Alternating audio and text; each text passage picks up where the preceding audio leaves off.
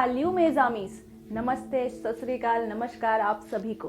उम्मीद करती हूँ कि आप सब स्वस्थ होंगे और ठंड के मज़े तो ले ही रहे होंगे। अब ठंड बहुत कड़ाके की पड़ रही है दिल्ली में, खासकर दिल्ली में ऐसी ठंड अभी तक पड़ी नहीं थी। 3 डिग्री सेल्सियस, 7 डिग्री सेल्सियस और भी बहुत सारे शिमला तो दिल्ली में ही आ गया।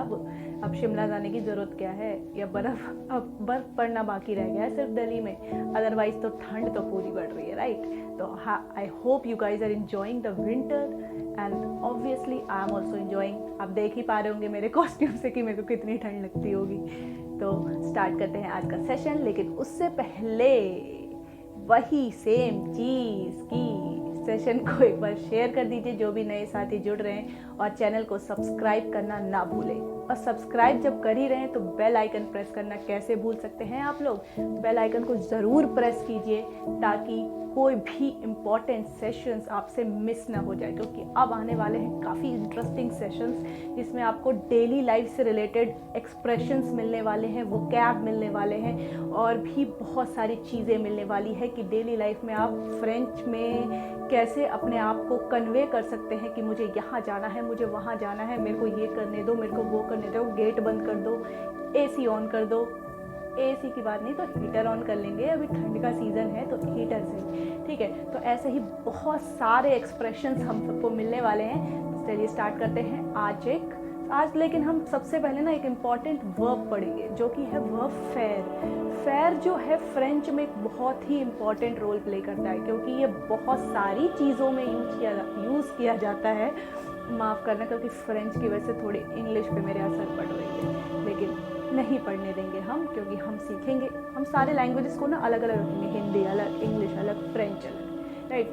3 लैंग्वेज, और मेरे को चौथी भी आती है जो कि है मैथिली, मेरी मातृभाषा, क्योंकि मैं हूँ बिहारी और आप सब तो जानते हैं कि एक बिहारी सब पे भारी, राइट। सो टॉपिक से ना भटकते हुए उल्टा वापस टॉपिक पे आते हैं। हम पढ़ेंगे सबसे पहले verb fair.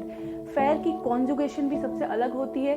So let's start with the conjugation first, then हम देखेंगे कि वर्ब फेयर का यूज़ कहाँ कहाँ होता है, क्योंकि वर्ब फेयर ना बहुत ही ज़्यादा इंपॉर्टेंट है फ्रेंच में। जिसे कहते हैं लाइक एक चीज़ होती है ना जो बिल्डिंग ब्लॉक्स होती है, बिल्डिंग ब्लॉक्स लाइक जड़, तो ये एक तरह से ये भी जड़ आप इसे मान सकते हैं, क्योंकि ये बहुत सारी चीज़ों में एक इम्पॉर्टेंट रोल प्ले करता है फ्रेंच की भाषा में, फ्रेंच के पूरे वोकैब में और एक्सप्रेशंस में। बेसिकली फेयर से जुड़े इतने सारे एक्सप्रेशंस है ना कि हम पढ़ते पढ़ते थक जाएंगे, पहले एक्सप्रेशंस खत्म नहीं होंगे। तो कुछ एक्सप्रेशंस भी हम पढ़ेंगे, लेकिन उससे पहले स्टार्ट करते हैं कॉन्जुगेशन, क्योंकि एक्सप्रेशंस की ना आजकल हाईली डिमांड है, हाई डिमांड आ रही है। मेरे पास काफ़ी सारे टेक्स्ट आए, कमेंट्स आए, तो आई थॉट कि क्यों ना एक्सप्रेशंस पे वीडियो बनाई जाए, सेशन लाया जाएगा एक्सप्रेशंस पे।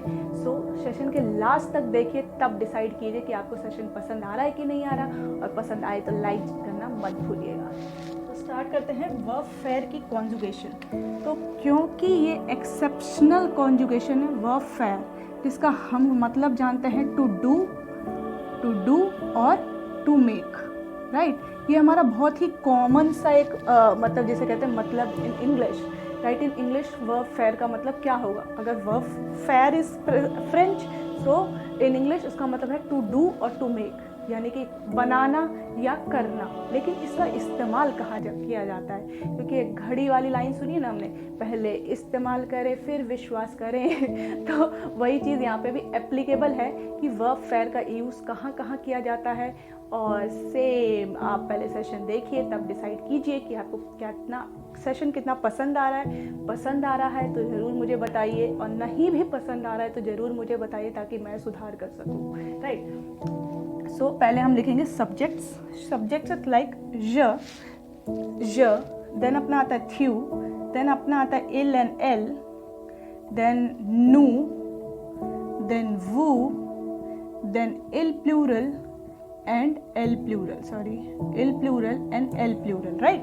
तो ज के साथ जो फेयर वर्ब का कॉन्जुगेशन होता है वो ज फे, फिर आता है अपना थ्यू फे।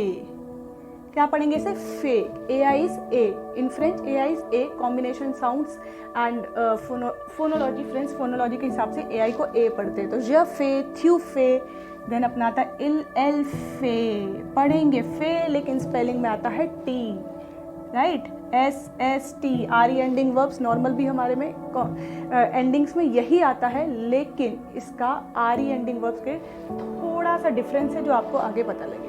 ज फे, थ्यू फे, इल फे, एल फे, देन नु फेजों, नु फेजों, देख रहे हैं आप डिफरेंस, नु फेजों, देन वू फे, वू फे, देखिए आप डिफरेंस आपको यहाँ समझ आ रहा होगा। ज फे, थ्यू फे, इल फे, एल फे, नु फेजों, वू फे, देन इल, एल, इल और एल प्लूरल के साथ आता है फों।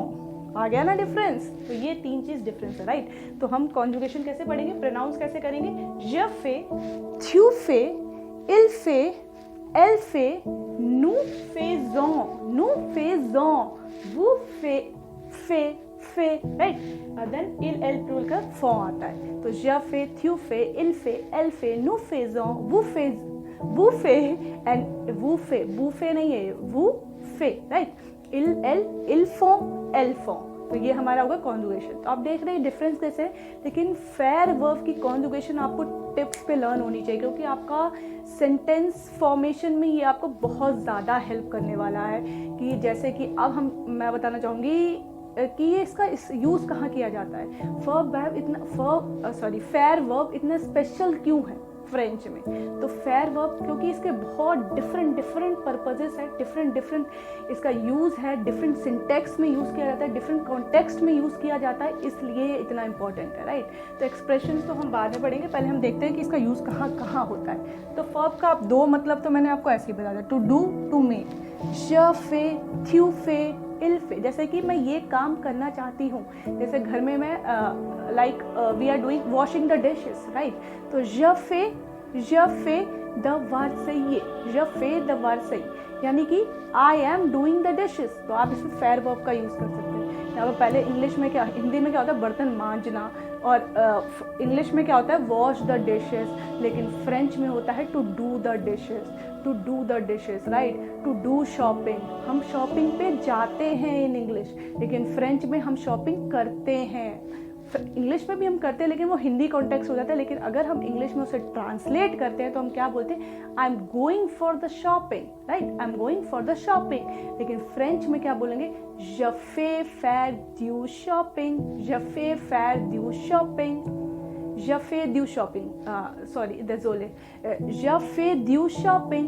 या अगर मैं बोलना चाहती हूँ I am going to do the shopping, तो मैं क्या बोलूँगी, je vais faire du shopping, je vais faire du shopping, यानी कि क्या, आई एम गोइंग टू आले वर्ब प्लस अगला वर्ब क्या होगा, इन्फिनेटिव, यानी कि ओरिजिनल फॉर्म में यूज किया जा रहा है। तो क्या होगा, je vais faire du shopping, I am going to do the shopping, I am going to do the exercise. और भी, यानी कि हम लिख लेते हैं, first to do, second one is to make,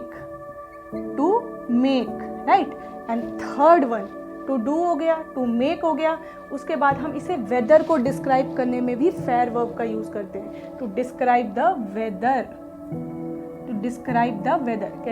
जैसे कि अभी क्या चल रहा है, अभी चल रहा है विंटर का सीजन, तो बाहर बहुत ही ज़्यादा कड़ाके की ठंड पड़ रही है, बर्फ़ नहीं पड़ रही, बारिश नहीं हो रही, लेकिन कड़ाके की ठंड पड़ रही है। तो हम क्या बोलेंगे, इल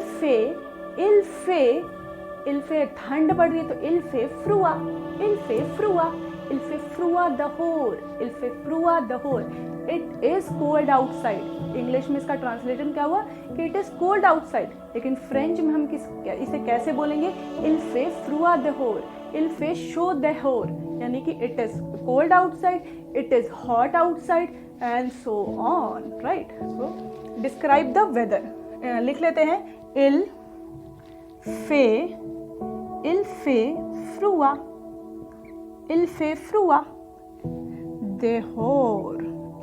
फ्रुआ देहोर, यानी कि इट इज कोल्ड आउटसाइड, तो चाय मंगवा लिया जाए, क्योंकि बाहर ठंड है, ठंड बाहर है तो अंदर भी है, तो चाय मंगवा लिया जाए, तो उसको साइड में रखते हैं। लेकिन इल फे फ्रुआ दहोर, इल फे शो दहोर, राइट। ऐसे ही डिफरेंट सीजन को डिस्क्राइब करने के लिए, या आप बाहर का मौसम डिस्क्राइब करने के लिए फेयर वर्ब का ही यूज़ करेंगे। फ्रेंच में फेयर वर्ब मैंने बताया जैसे कि बहुत ज़्यादा इंपॉर्टेंट है। और तीसरा अपना हो गया चौथा हम क्या ले सकते हैं फेयर वर्ब का यूज़ और कहाँ होता है, right. To do, to make, weather, और हम अपने कुछ कोर्स ऑफ एक्शंस को डिस्क्राइब करने के लिए भी फेयर वर्ब का यूज़ करते हैं, जैसे कि एक्सरसाइज, फेयर द्यू स्पोर्ट। एक्सरसाइज को फ्रेंच में क्या कहते हैं, फेयर द्यू स्पोर्ट। स्पोर्ट एक्टिविटीज़, आपने देखा होगा कि हम जब फुटबॉल खेलने के लिए हम जब पढ़ रहे होते हैं, फ्रेंच पढ़ रहे होते हैं, तो वो फुटबॉल को ये नहीं बोलते कि हम फुटबॉल खेल रहे हैं। बेसिकली वो क्या यूज़ करते हैं, फेयर वर्ब का यूज़ करते हैं। je fais du foot, यानी कि I am playing the football, I play the football, right. तो je fais du foot, ऐसे ही एक्सरसाइज को बोलते हैं फ्रेंच में faire du course is shopping, faire du sport is exercise. And similarly बहुत सारी चीज़ें हैं जो आप फेयर वर्ब को यूज़ करके डिस्क्राइब कर सकते हो।